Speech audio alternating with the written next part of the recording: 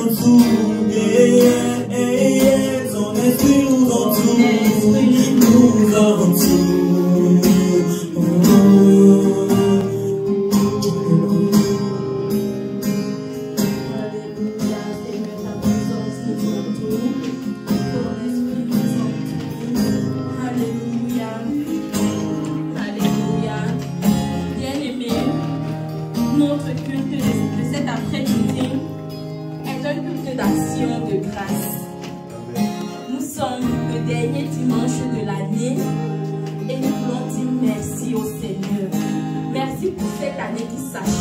Amen.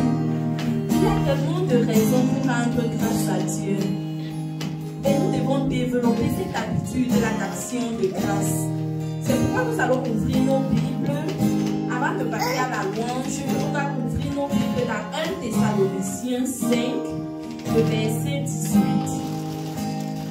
1 Thessaloniciens 5, le verset 18.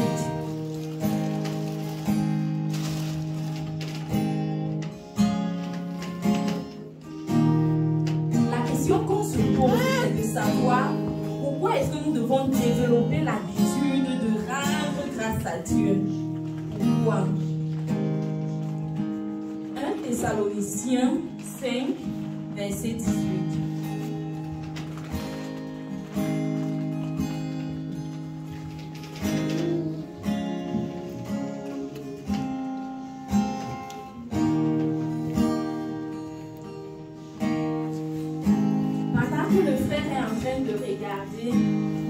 À la maison, tu peux encore même regarder dans Éphésiens 5, 20, Éphésiens 5, 4, Colossiens 4, 2. Là-dedans, tu vas trouver la première raison. Pourquoi est-ce que nous devons développer l'habitude de rendre grâce à Dieu?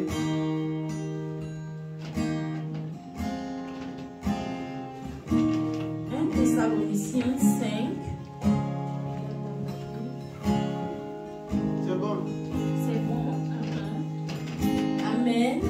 Rendez grâce en toutes choses, car c'est à votre égard la volonté de Dieu en Jésus-Christ.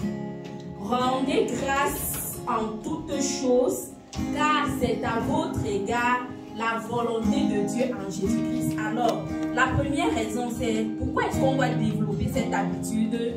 Parce que Dieu nous demande de le faire en fait. Dieu nous demande, c'est une recommandation que Dieu lui-même nous demande de le faire.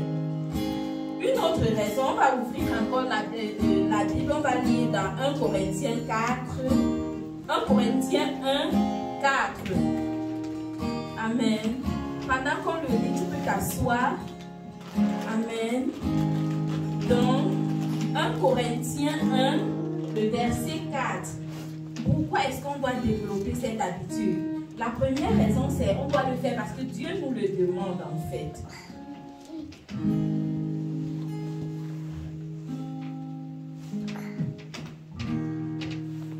L'apôtre Paul qui parle ici. Je rends à mon Dieu de continuelles actions de grâce à votre sujet pour la grâce de Dieu qui vous a été accordée en Jésus-Christ. Je rends grâce à mon Dieu.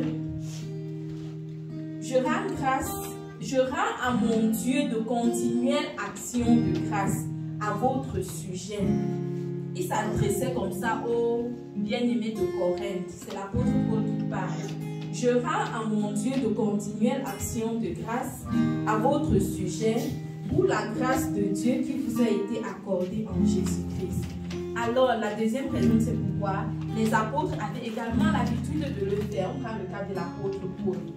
Et tu peux encore même regarder même à la maison dans Romains 1, 8, dans Romains 7, 25, et Colossiens 1, 3.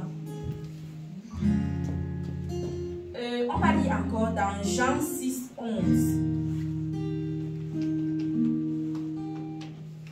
Jean 6, 11. Pourquoi est-ce qu'on doit développer cette habitude d'action de grâce, de toujours rendre grâce à Dieu en fait?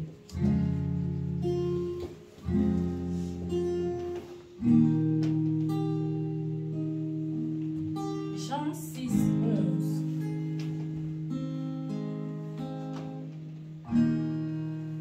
même sens, il y a Jean 11, 41 ou bien Matthieu 26, 27. Là, on peut le lire à la maison. On va juste lire un passage maintenant pour la prochaine raison. Jean 6, 11. Jésus prit les pains, rendit grâce et les distribua à ceux qui étaient assis. Il leur donna de même des poissons, autant qu'ils en voulurent. Jésus prit les pains, rendit grâce. Nous le faisons pourquoi? Parce que Jésus lui-même rendait grâce à Dieu. Amen. Si Jésus, notre Sauveur, lui-même rendait grâce à Dieu, c'est encore une raison pour laquelle nous devons le faire. Le dernier passage que nous allons lire maintenant, c'est dans Apocalypse 4, du verset 9 à 11. Apocalypse 4.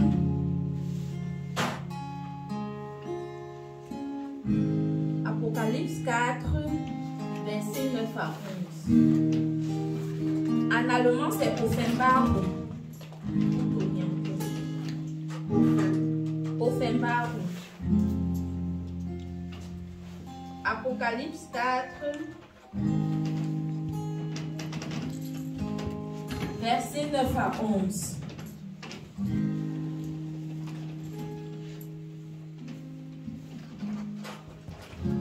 Et à la maison, tu peux regarder également dans Apocalypse 7, verset 11 à 12 ou Apocalypse 18, verset 16 à 17.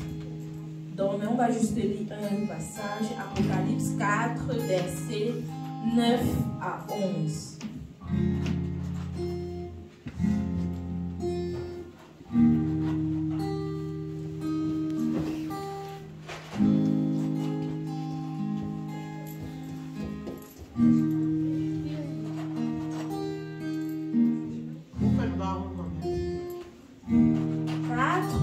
Verset 9 à 11.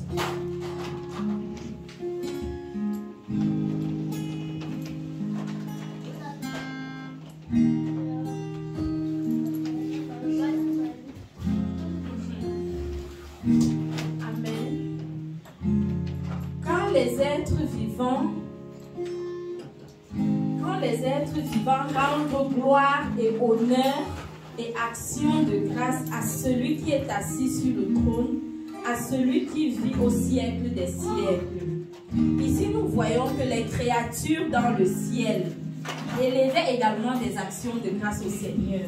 Donc, pour résumer, on voit que Dieu lui-même, c'est une recommandation en fait, Dieu nous demande de lui rendre grâce. Les apôtres le faisaient, Jésus lui-même l'a fait, et les créatures au ciel. Amen. Donc, c'est une raison vraiment de dire, Seigneur, je te rends grâce. Seigneur, je te dis merci pour ce que tu as fait dans ma vie. Amen. Amen. Et il y a de différentes manières. Tu peux rendre grâce à Dieu par tes paroles, en déclarant juste ce que tu veux voir et en bénissant même le Seigneur déjà pour ce qu'il a déjà fait dans ta vie. Au travers des chants, au travers de la louange, tu rends grâce à Dieu. Au travers de tes offrandes, les offrandes que tu fais au Seigneur. Toi-même, le Seigneur, tu peux voir notre corps, nous sommes un sacrifice vivant en fait. Donc toi-même, tu es une offrande pour le Seigneur. Mais ce que le Seigneur te bénit également avec tes offrandes, tu peux également rendre grâce au Seigneur.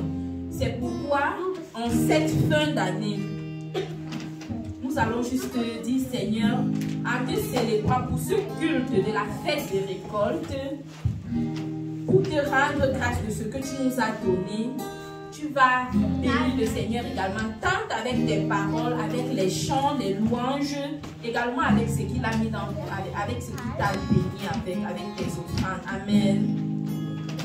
C'était programmé en fait qu'on devait avoir, qu'on devait faire des séances spéciaux en fonction des départements de l'église. Mais cela a été renvoyé la semaine prochaine. Donc on a un culte avec Sainte Seine, un culte d'action de grâce. Amen. Donc je vais passer la parole à notre frère qui va nous diriger pendant la louange. Amen.